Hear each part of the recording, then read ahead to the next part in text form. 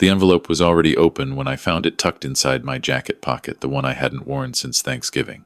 I stood in the hallway of my own home, coat half on, and stared at the folded piece of paper inside. My son-in-law, Derek, was in the kitchen behind me. I could hear the refrigerator open, the clink of a bottle. My daughter, Melissa, was upstairs getting ready. We were all supposed to leave for her birthday dinner in 20 minutes. I unfolded the paper slowly. 6 words, handwritten in my daughter-in-law's my daughter's handwriting. Except this wasn't Melissa's handwriting. This was smaller, shakier. This belonged to Carol, my late wife's sister, who had been living with us for the past 4 months after her hip surgery. Don't sign anything tonight. Trust me. I read it twice. Then I folded it back up, slid it into my shirt pocket, and walked into the kitchen like nothing had happened. Derek looked up from the counter and smiled at me. He had one of those smiles that arrived just a half-second too late, like his face had to remind itself to do it. "Ready to go, Frank?" he said. "Almost," I told him. I had been widowed 3 years ago when my wife, Patricia, passed from a sudden stroke.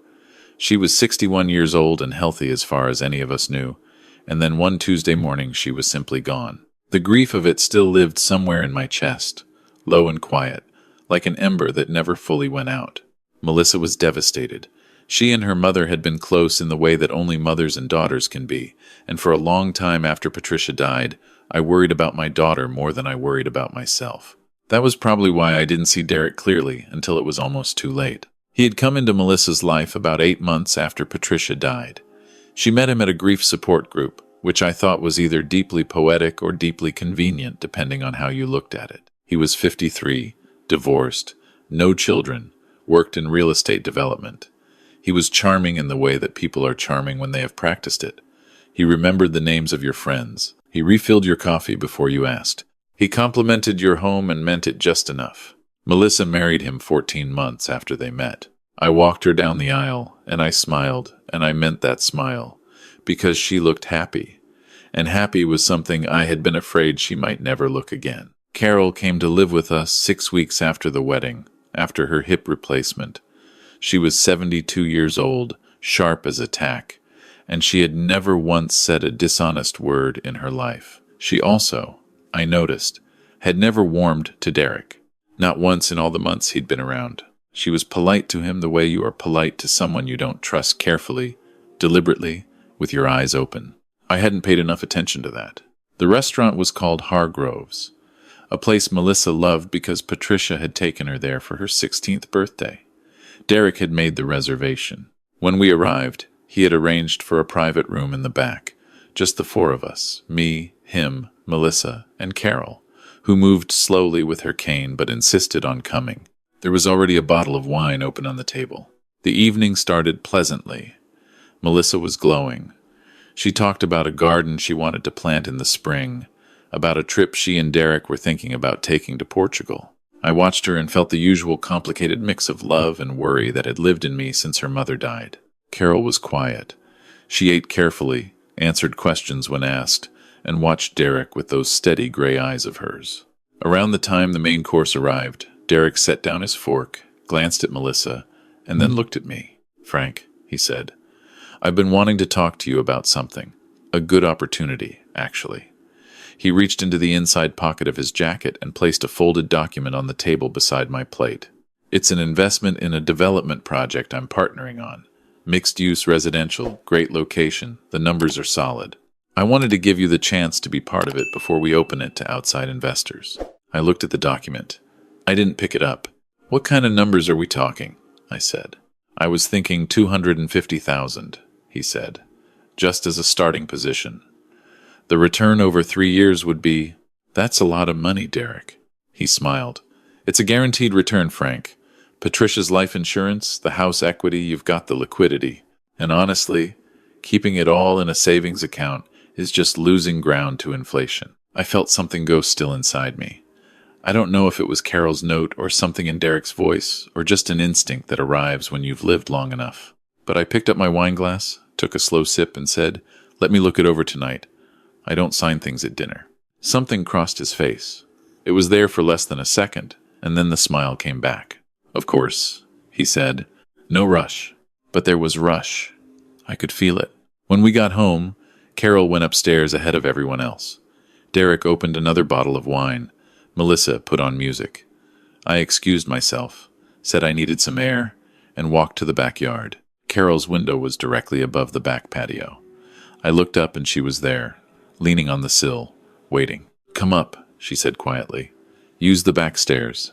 I went up through the laundry room staircase that Derek never used. Carol was sitting in her armchair by the window when I came in.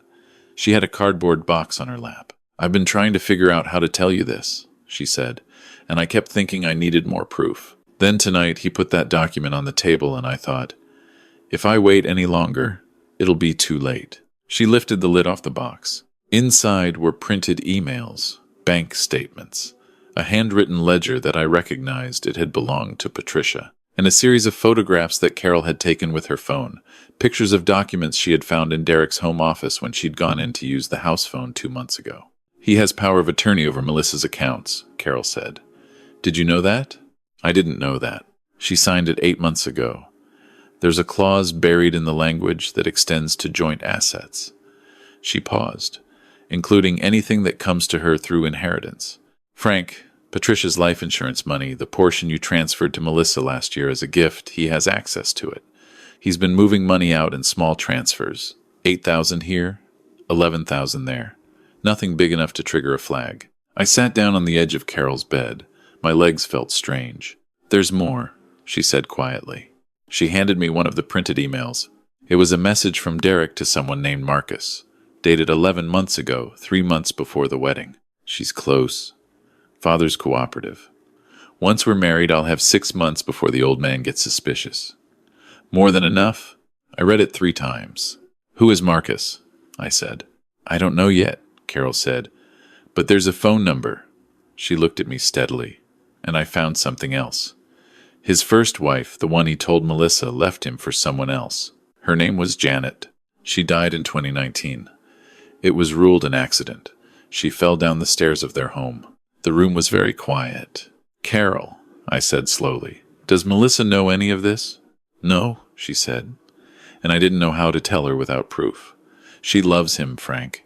If I walk in with suspicions and nothing solid, she won't believe me. She'll think I'm a bitter old woman who can't accept that she moved on after Patricia." She was right. I knew she was right. "We need to make copies of everything," I said. "I already made copies. They're at my friend Ruth's house. Ruth picked them up this afternoon."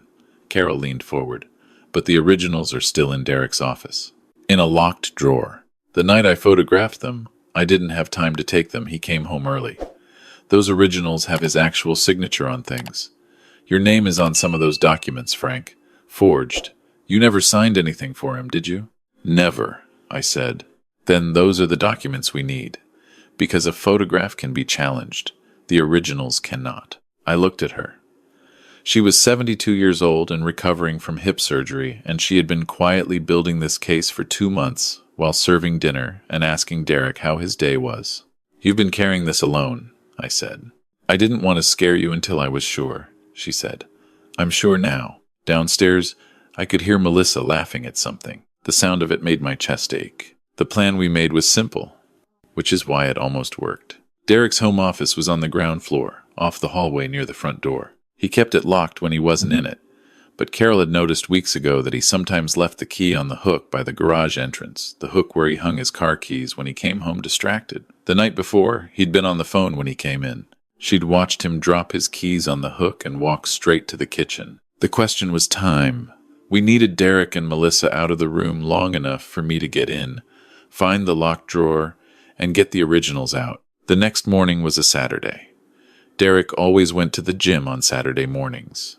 He left at 7:15 and was gone for 90 minutes, reliable as clockwork.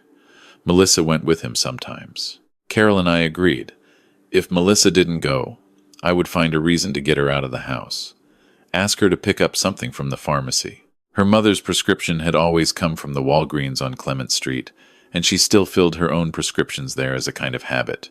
It would take her at least 40 minutes. I barely slept. Saturday arrived cold and clear. I sat at the kitchen table with my coffee and watched Derek eat breakfast. He was relaxed, unhurried. He talked about the Portugal trip again. He asked me, casually, if I'd had a chance to look over the investment document. I read through it last night, I said. I have a few questions for my accountant. I'll call him Monday. His jaw moved almost imperceptibly. Sure, he said. Like I said, no rush. He and Melissa both went to the gym. I watched their car pull out of the driveway, and then I stood in the hallway and let out a long, slow breath. Carol was already at the top of the stairs. Keys are on the hook, she said. I found the office key between his car key and the gym fob. The office door opened on the first try. The room was neat in a way that felt deliberate, clean desk, organized shelves, nothing personal anywhere. It felt like the office of someone who was always prepared to leave quickly. The locked drawer was the bottom right one. I tried 4 keys from the small ring before the third one turned. Inside, a brown accordion folder. I pulled it out and set it on the desk. The documents were there. Bank transfer confirmations in Melissa's name, with amounts that made my stomach drop. A copy of the power of attorney, signed with Melissa's real signature. And beneath that, a document with my name on it, a co-signer confirmation for a $250,000 investment agreement with a signature that was almost mine but wasn't. Someone had practiced my signature. The loops were right. The F was right. But the way the R fell in Frank was slightly wrong, and I knew because I had watched my own signature my whole life. I took photographs of everything with my phone. Then I took the originals, placed them in the inside pocket of my jacket, replaced the empty accordion folder in the drawer, relocked it, returned the key to the hook, and walked out of the office, closing the door behind me. I was standing in the kitchen with fresh coffee when they got home 45 minutes later. How was the workout? I said. Good, Derek said, not looking at me. He was checking his phone. I looked at my daughter's face. She was bright-eyed and happy and entirely unaware of what was sitting in my jacket pocket. I thought about the email. She's close. Father's cooperative. I kept my face completely still. The next 72 hours were the longest of my life. I called my attorney, a man named Robert Hensley, on Saturday afternoon from the parking lot of the hardware store where I'd told Derek I was going for light bulbs. Robert had handled Patricia's estate, and I trusted him completely. I told him everything. He was quiet for most of it, and when I finished, he said, Frank, I need you to bring me those originals today, and I need you to not say a word to your daughter until I've had a chance to look at everything. She's my daughter, I said. I know, he said, and if we do this wrong, he walks. Give me until Monday morning. I dropped the originals at Robert's office that afternoon. Sunday was the hardest day I have ever spent. I sat across from Derek at dinner and asked him to pass the bread, and told him the investment proposal looked interesting and watched him believe, completely, that he had won. Carol sat at the other end of the table and drank her water and met my eyes once, briefly, and looked away. Monday morning, Robert called at 8:15. The signature on the co-signer document is definitively forged. I've already had a handwriting analyst confirm it provisionally. The power of attorney has a clause that was added after Melissa signed it. The original she signed was different. Someone altered the document. He paused. Frank, I've contacted a detective at the Financial Crimes Unit. I also made a call about Janet Reeves. His first wife? I said. Yes. There were questions about her death at the time that were never fully pursued. They're being looked at again. Robert paused. I need you to go about your day normally today. Can you do that? I've been doing it all weekend, I said. At 2 p.m. on Monday, 2 detectives arrived at the house. Derek was working from home, in his office. Melissa was in the backyard. I answered the door. I will not pretend that what happened next was clean or easy. It wasn't. The sound Melissa made when they explained the power of attorney alteration was something I will carry for the rest of my life. She sat on the couch with her hands in her lap, and her face went through things I couldn't name, and then she looked at me and said, How long have you known? Since Saturday morning, I said. Robert told me not to say anything until he was sure. She looked at the floor for a long time. He was at a grief support group, she finally said, quietly, like she was telling it to herself. Carol came in from the hallway and sat beside her, and Melissa leaned her head against Carol's shoulder and closed her eyes. Derek was taken in for questioning that afternoon. He was calm when they came for him, which was, in some ways, the most chilling thing. He looked at me as they walked him out, and his face showed nothing, not anger, not surprise, not guilt. Just that practiced, neutral expression, like a mask that had finally given up pretending to be a face. It came out over the following weeks piece by piece. The financial scheme was detailed and careful. He had done it before, not to Melissa, but to a woman in Phoenix named Diane, a widow he had dated 3 years before Patricia died. Diane had lost $180,000.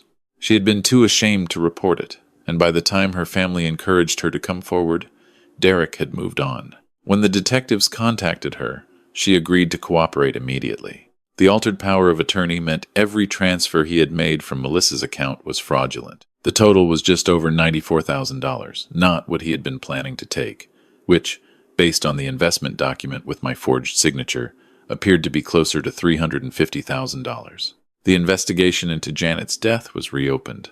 I won't speak to what they found, because some things are still in progress. What I will say is that the detectives told Robert they had new questions, and that Derek had retained a criminal defense attorney within hours of the first interview.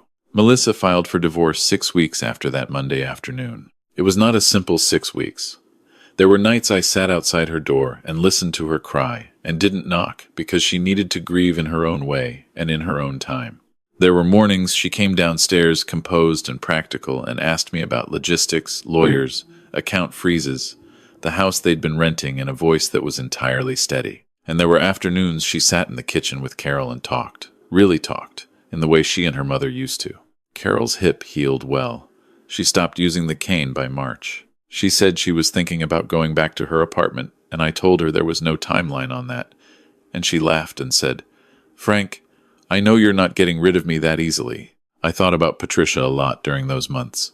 I thought about the Tuesday morning she died, and how ordinary the day before had been. Dinner, television, her reading in the lamplight. How you can share your life with someone and still not be prepared for what happens when they're gone. What I kept coming back to was this. Patricia had always said that the people who love you will sometimes tell you things you don't want to hear. She'd said it about small things, a friend who told her a haircut didn't suit her, a colleague who pointed out an error in a report before it went to the board. She meant it as praise. She meant that honesty, real honesty, was a form of love. Carol had known something was wrong for 2 months. She'd stayed quiet long enough to be sure, and then she wrote 6 words on a piece of paper and tucked it into my jacket pocket and trusted me to do something with them. "Don't sign anything tonight. Trust me." I think about what would have happened if I hadn't worn that jacket, if she'd left the note for a different day, if Derek had moved faster, or I had been less careful, or Robert had been less thorough. The morning the divorce was finalized, Melissa came downstairs and made coffee for both of us. We sat at the kitchen table in the early light, and she wrapped both hands around her mug the way her mother used to, and she said, "I keep thinking I should have seen it." "He was very good at what he did," I said. "I know," she said, "but still." I reached across the table and covered her hand with mine. "Your mother used to say that the people who take advantage of grief are counting on you to be too ashamed to ask for help. They count on you keeping it to yourself." I paused. "You didn't do anything wrong. You loved someone. You trusted someone. That's not a mistake. That's just being human." She looked at me for a long time. "Carol saved us," she said. "Carol saved us," I agreed. "Melissa is doing well now. She started seeing a therapist in January, which she says is the best decision she's made in 2 years. She planted that garden in the spring, tomatoes, basil, 2 kinds of peppers, and she calls me out to check on it like I know anything about gardening, which I don't, but I go anyway." She's laughing more. "Not all the time, and not easily yet, but more. I still live in the same house. I still have my coffee at the kitchen table every morning. And sometimes, when the light is just right, I catch myself expecting Patricia to come in from the garden with a question about dinner, and for a second the whole thing feels impossible, her absence, everything that came after it, all of it. But then Carol comes downstairs and argues with me about whether the coffee is too strong, and Melissa texts me a photo of something growing in her garden, and I sit with my cup in the morning light and I think, this is what's left. And what's left is not nothing. What's left is, in fact, quite a lot. If you are reading this, and you are in the middle of something, you can't quite name a feeling that something is wrong, a voice telling you to slow down, someone you trust, trying to hand you a warning you don't want to receive, please listen. Not because the news will be easy. It almost certainly won't be. But because the people who love you enough to tell you the truth, even when it costs them something, are the rarest thing in this world. Listen to them. And whatever you do, whatever someone smiling and patient and charming puts in front of you, don't sign anything until you understand exactly what you're agreeing to. Patricia taught me that. It just took me a little longer than it should have to remember it.